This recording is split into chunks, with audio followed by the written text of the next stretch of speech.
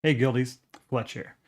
Today we're going to be talking about the Agile Manifesto again, and we're going to be talking about principle number 3 today. So of course we talked about 1 and 2 already, and we're going to talk about number 3. And the third principle today is what I like to call the delivery principle, or the continuous delivery principle. Even though we've already talked about continuous delivery prior to this, this could be called the continuous delivery principle. And so with that, we're going to go ahead and jump right into it.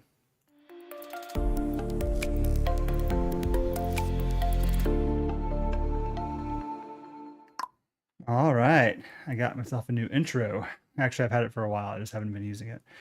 All right, so we're going to be talking about deliver working software frequently from a couple of weeks to a couple of months with a preference to the shorter timescale. So like we have before, let's go ahead and break this down. We're going to start with the word deliver. As we've discussed before, when the Agile principles were put together, the word deliver meant all the way to the end user. It meant the way that we get the changes all the way to the people who are using those changes, who can see those changes, and then that way we can get feedback. So a lot of the Agile principles, the whole spirit of them is to get it into the hands, get any change into the hands of the user, and get feedback from them so that we can constantly course correct. That's the soul, the heart and soul of the Agile principles. And even though today continuous delivery is used to mean we are able to create a package or an iteration or a piece of code that is ready to be deployed or released. And so continuous delivery means essentially delivering it to like a staging area or an artifact or something, so that always having that piece of code that you can release. Instead, what they meant is to continuously deliver, and what that meant is getting it all the way to the customer. So what we would call that today is continuous deployment, maybe even continuously releasing. But they don't mean, I don't think anyone in the history of software engineering has ever meant continuous release, as if every single thing you do should automatically be live. But getting it into the hands of the customer as quickly as possible so that you can get feedback is the ultimate goal. So deliver is not talking about just creating an artifact, essentially. It's talking about whatever you're doing, the goal is getting it to them so that you can then get feedback.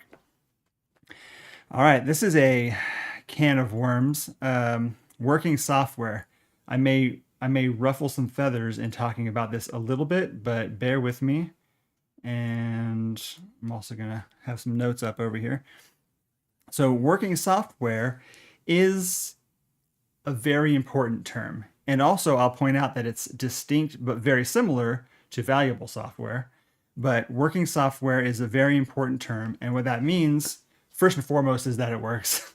Without digging in too much into some in-depth meaning, software is code that runs on a machine, and actually software in more detail is a lot of bits of code that all work together. It's not just like a program, like a batch file or something like that.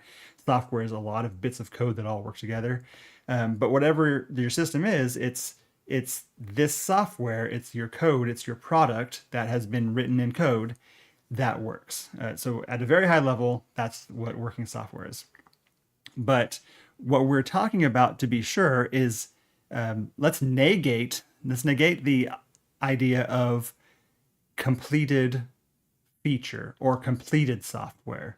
This absolutely, no matter who you are, hopefully you don't argue with this, is that this absolutely does not mean completed software or even completed feature.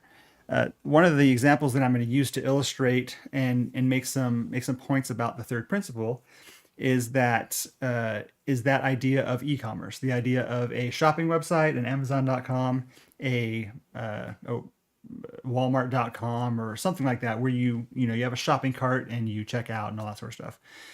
So working software, if I were a person who wanted software, and I do a lot of web development, so that's a lot of my examples, and I want this new e-commerce website so people can buy whatever products that I'm selling. That's going to be the end goal. The end goal is Amazon.com or Walmart.com, something like that. But working software doesn't have to mean you've reached the end goal. Breaking down what it actually means is where you start to get into the can of worms.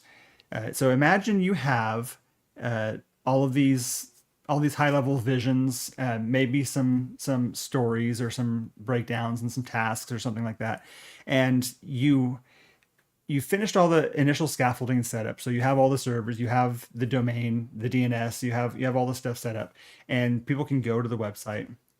The only people who really know about it are people who are really close to your business and who you've told about it word of mouth, because it's not some big, super popular website. But so, certain people know about it, and they go to the website, and all there is essentially is, the about us page. This is who we are and what we do and what we sell. Maybe a login or something like that. Not saying that that's easy, like, oh yeah, just the login, authentication, authorization, that's easy.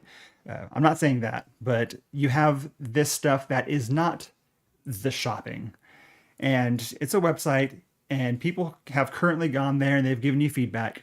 Is that working software? I would say that's working software. It's not the end goal, but it's working software, and you can definitely get a lot of feedback. Possibly on the UX, they might say, it's difficult to read, or you forgot to do the part, you forgot to do the pure textual version of the website, or you forgot to do certain menu items. There's a lot of feedback that they can give you about the experience, or they could give you feedback about design, the colors and stuff like that. There's a lot of feedback that you can get that's really useful feedback, because you want to sort of get that stuff lined up. It doesn't have to be perfect, but just course correcting, just little course correcting along the way. So working software, you definitely have working software there, and it should be deployed, and people who know about it should be able to give you feedback. Now, one of their feedback is, I thought you were selling things. How do we, where's the part where you can see a list of items or something like that? How can we shop on your website? And I would say that when they click on whatever button is to search items or look at our items, it is perfectly working software for them to go to a page and have divs or whatever of the different items with placeholder images and with short descriptions or long descriptions.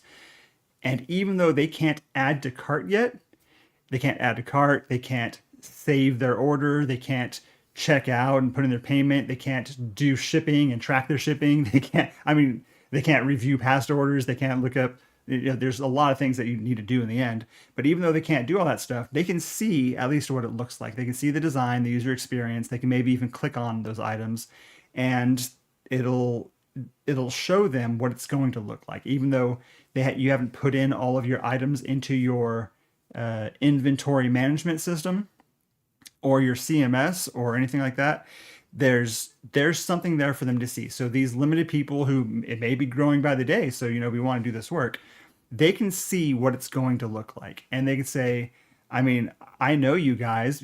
We heard about you through word of mouth, and we know what you sell. And these big divs is not going to be good. We'd like to give you feedback that you might want these smaller sort of list level items, with small items and then description and then price or something like that. Whatever their feedback is, they can do a lot of feedback. So is it still working software if we've only pushed out this page that allows them to give feedback? Yes, it's working software. Now let's differentiate between working software and valuable software. Very, very similar, but valuable software is when you get to a point that the customer is gaining value from it. At that point, then they're going to be able to at least place an order. Maybe they need to call in and give their payment information manually. A lot of systems do that, where we need to get the stuff out the door. Let's put the items on the website, and temporarily we'll have them take payment over the phone or something like that. A lot of small businesses do that to start off with. Or maybe place the order online, and then when you come pick it up in the shop, if you have a shop that's local to them, then they pay there. There's a lot of implementation that can be done, and that becomes a valuable software. It's software where they can actually start benefiting from it. But working software doesn't have to mean that they're getting some measurable value out of it. So another example of that is, let's assume that you can make an order. Let's assume we finished all the stuff. You can make an order, and the order goes, maybe it's just that far where it sends an email, and the email is formatted to whoever needs to put together the order. The customer is going to come in and pick it up, or you're going to ship it to them, whatever happens. So deliver working software frequently. Is it valuable to the customer that if a developer is working on something and they make a change to how the email is formatted, just because adds a line break, it doesn't really help anything necessarily, but it was a little bit weird and it is a change that they want, and you happen to be right there in the code. So you make the change so that the email is formatted slightly differently that goes to um, the shipping center or the factory if you're like fabricating things or something. The email that goes to them, there's a little bit of a change. They may not even notice it. Some of them might. They might say thank you, so valuable to them, but not really valuable to the customer. And there's also like small bug fixes or optimizations that maybe no one even notices. Is it valuable? Like what does valuable mean versus just working, or changes that happened that had to happen that are working? What is a non-functional requirement? Deliver working software change frequently can simply mean delivering software that can get feedback. Maybe it doesn't get feedback, but it's constantly delivering software. I don't want to oversimplify principle number 3 to say you should be ignoring that you're trying to satisfy the customer or that you should be delivering valuable software. Nor am I trying to oversimplify for principle number 2 to say that the goal of Agile is to constantly be getting feedback. But if you're making small changes and the small changes are useful in some way, even if it's just useful to the next developer who will then be delivering valuable software or working software for their feature, if those changes you're making are important in some way, then that's working software. It builds and it's working. And so it should be shipped off or pushed to trunk or something where the developers can all start working with it and then see if they have problems with it. So deliver working software frequently is not the same as finish a feature and push it out. That said, when you are making small changes, and let's say those small changes, you don't want them to see it yet, that's why when we continuously deliver to production, we have safeguards in place so that it doesn't have to be released right away. I think I might have said this in some previous ones, but just to be clear, delivery, deployment, and release are not the same thing. So if you can deploy something to production and that's behind some sort of, let's say, authentication or authorization, that's one way to release. So most people who are logged in, they may not have the role or the ability to see that this is a change that was made. So when they log in, they don't see a certain menu item for a certain page that you're working on. And if they go manually to that page, then just redirect them to the home page. So it's sort of behind this feature gate called authorization. Or it could be an opt-in configuration. So they log in, they go to their own profile, and they say, okay, opt into beta changes, so I can be a sort of a beta tester. And they can see, maybe even opt into these specific things that you're doing, and then it'll be viewable to them, knowing full well that maybe there will be bugs with it, or, hopefully there's not bugs with it, but it may look weird, and it may not be completed, so maybe you can see items, but you can't add them to cart. And then, of course, there's feature flags. So maybe feature flags are time-based, and so the feature flag automatically turns on Christmas Eve morning so that people can place orders at midnight UTC or at midnight, whatever time zone that you're in. There's time-based feature flags, and there's feature flags that just are manually turned on, and that's when you have the business people or the product owners say, when we feel this is ready, then we're going to release it fully. Still, even when it's not released fully and the feature flag is blocking it, maybe you have authorized users like QA type people who are in the production website, constantly testing it out and looking at things. Anyway, all these things to say, deployment and release are two different things, but you should be always deploying working software, not buggy software, and not incomplete such that it's destroying the user experience, but working software frequently. In order to do that, you require a very mature, I don't even want to say very mature, in reality, you require software engineers. Simple as that. You require software engineers. If you have to say you require mature software engineers or super experienced software engineers, then we're on a different page, you and I. because a software engineer is the person who is at that level, who understands agile principles. They understand continuous integration, continuous delivery, continuous deployment. They understand that deploying and releasing are two different things. They understand how to build software that has all of these ideas, all these cross-cutting concerns, and how to make the software work together. They understand software engineering. That's a different thing, possibly also a higher level, but also a different thing from programming, which is the person who's implementing business logic. They're doing computer science level things, perhaps algorithms, and they're doing some hardcore programming. These two people may or may not be able to do the same things, but when you have software engineers, they understand these things. So I shouldn't have to say you need mature software engineers. Now, let's say you hire someone who has 3 or 4 years of experience. And maybe they just came right out of high school, right out of college. Maybe they're like 22 or something like that. And this is their first real job, though they've done some other things. And you say, we're going to hire you to be a full stack software engineer. And then you come to my channel and you tell me, we've got software engineers and they don't say to do any of this stuff, or they don't know how to do this. What we need is a mature team. Well, what you did is you hired a programmer, maybe junior, maybe not. Maybe we're talking about someone who's done this for 5 to 10 years, maybe 20 years, but they've focused solely on finishing tasks, getting some programming done, getting some really effective, really important stuff out the door, satisfying the business, but that doesn't mean they're doing software engineering. Software engineering is just a different thing. So if you have software engineers and they understand what deliver working software frequently means, all that to say is that they will know this requires automated testing, all kinds of different automated testing, from everything from unit testing to contract testing, integration testing, all the types of testing that you need to do, API testing, everything that you need to do in order to have the confidence that when a developer pushes their changes into trunk, probably, hopefully, working directly out of trunk alongside pair programming with another developer or software engineer, and they push the trunk that goes through an automated continuous integration system. They're continuously integrating into the trunk and integrating along the testing path.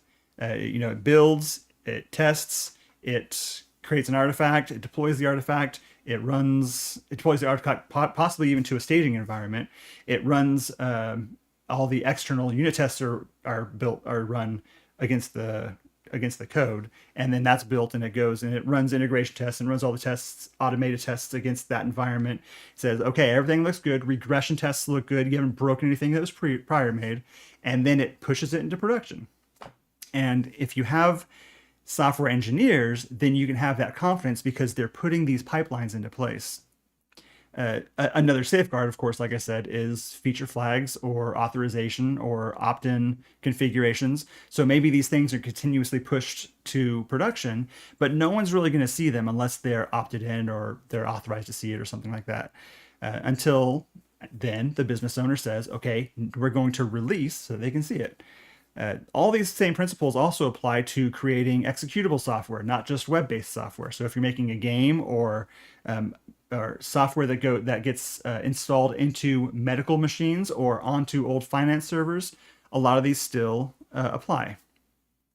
That said, again, I'm going to backtrack myself a little bit and say a lot of this may not apply to certain things. And I have to say this so that I don't get yelled at by a lot of people, but I have to say this because those certain things are super niche. Most software engineers are not working on AS400 servers that should not be touched, except for in the most dire circumstances, they need an update or something like that. That's not the common thing for software developers or engineers to be doing. So in those instances, perhaps you shouldn't just be pushing automatically to those, mainly because those systems aren't architected to handle those. Now, some other systems where someone would say, we work in fintech, and fintech is highly regulated, so we just can't do that. That's not necessarily that you can't do continuous integration, delivery, and deployment in those industries. It's more that And you can mature your software engineering principles, your agile principled processes, and your code, and you can architect your code so that it can handle this, and you can have continuous integration all set up. And the only thing stopping you is that since fintech has been around since the beginning, that's like it's the beginning, since fintech has been around since the beginning, they have archaic processes for what they need to do. But those processes won't mature to allow us to do continuous integration and continuous deployment. They won't allow us to do that unless we first get to that level of maturity. If we get to that level of maturity, that will also change. And they do have to change at the same time. That's the rule of Conway's law. That's the law of Conway's law. They do have to change at the same time. So it may be small incremental, but if we just constantly say, oh no, they've got these old processes where we can't do that, then the problem is with that statement. The problem isn't with whether or not we should be doing that in fintech or in some other highly restrictive industry. In reality, if you're doing if you're frequently and continuously delivering working software, and if you're building your systems to do that, then you're building a continuous integration system that has hefty automated testing that would raise their confidence that this is the way it should be done. And we'll get rid of the idea that, okay, we've got developers working on huge rollouts that we then have a human go in and they try to test all the things that they can remember, and it's documented. They got these thick books of, okay, then click on this, okay, click on this. Or even SDETs. We've got SDETs who are writing software that will test them like they're a human at this point, and we will run those on these huge rollouts that we're going to be doing. They should have less and less confidence in that as a process of finishing huge projects and then trying to make sure that things work, versus every time you want to make a little change, you're writing tests for that change and you're deploying that change and you're making sure all the systems are working together, because it has to be working together, because you're not just trying to do it in some limited little perhaps dev environment or QA environment or something like that. Anyway, that's what deliver working software frequently means, with a preference to the shorter time scale. So I'll come back to this in a second. The shorter time scale is assuming you have actual software engineers who have a width and breadth of experience, and they're experienced in what you might call a mature organization, who has the ability to do all these things I'm talking about. Then your product may have different scale of what makes sense for continuously delivering. Perhaps your developers do have to work on things for longer than a couple of minutes before they commit to trunk. Maybe they work on things for a day or two, and we wait for them to commit fully to trunk until like maybe we wait for the pair programmer to make sure that they're there to do things before they commit to trunk. There's certain things that you may have that won't allow you to do the shortest time scale, which is maybe every 30 minutes to an hour. Whenever I'm coding, I'm committing every time it builds, essentially. Every time it builds, I finish test, I write a test, I write some code that makes the test pass, I commit, I push. So that's the ideal of what it does. And the test, I'm not talking necessarily just about unit tests, but I write a test, maybe an API test, I update the API, it passes, and then I push. That's the ideal, but perhaps your system doesn't allow that. But the system should not be months. You shouldn't be working for even weeks, for weeks or months before you push something into production, before you deploy. This was a very noble and lofty goal for 2001, from every couple of weeks to a couple of months. But we've known for 20 years at this point that companies can be pushing hundreds of times a day into production and be getting even more value than all of their competitors. The reason they're getting more value is because they're getting feedback. So we can't forget, and again, I talked about these, so I'm not trying to recover them.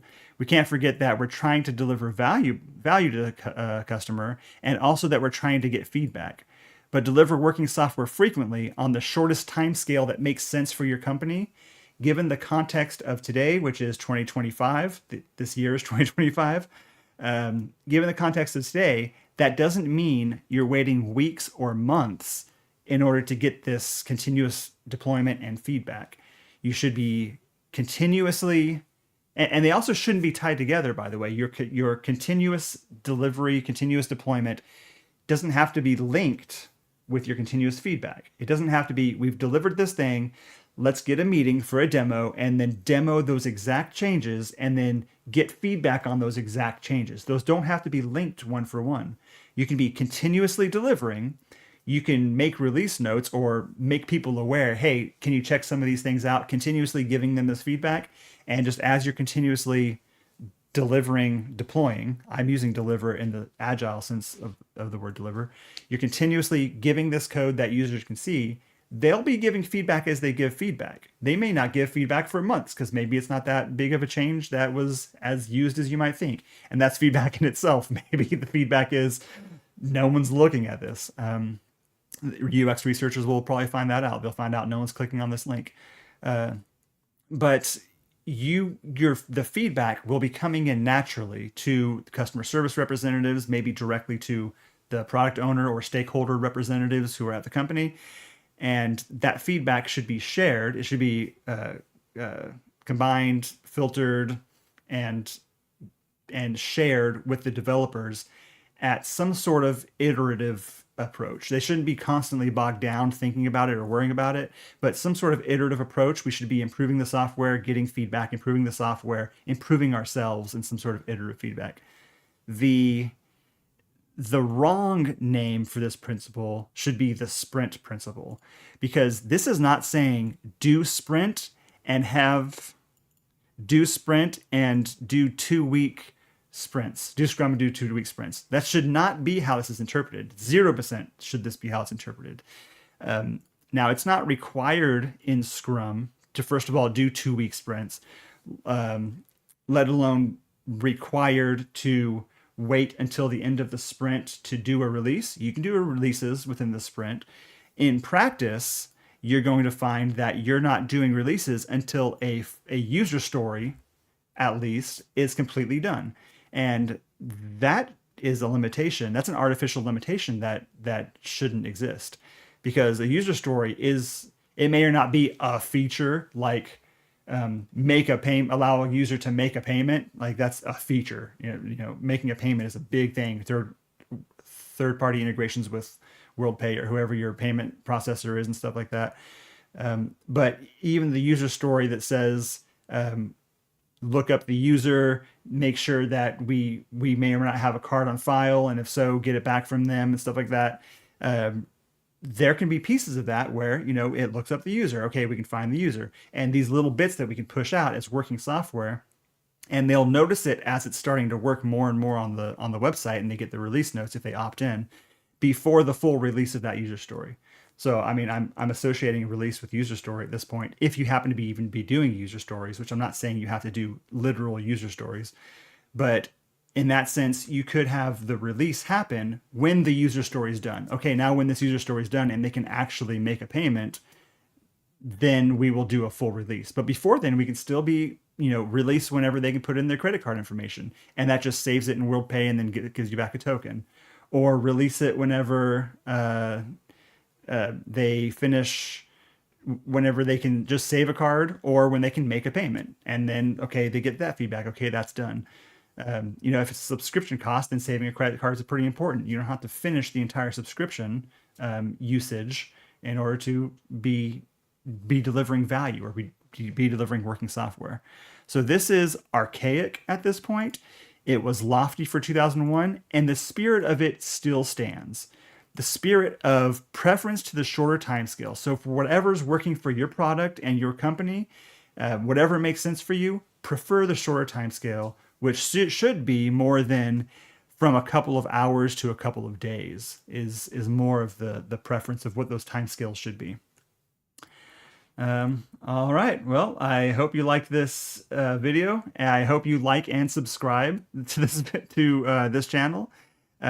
Leave comments, show these videos to your friends. I know I go in depth, and a lot of this is ad hoc. None of this is scripted. This is just me talking to you using my experience of what I've seen succeed, talking to you about how I interpret these and how people who I know interpret these. And if you're someone I know and you interpret these differently, come to me in our Slack channel or our Discord, or come to me in LinkedIn. Chat with me in LinkedIn. Talk to me. Leave a comment as much as you can. Hope to see you guys again. Have a good night.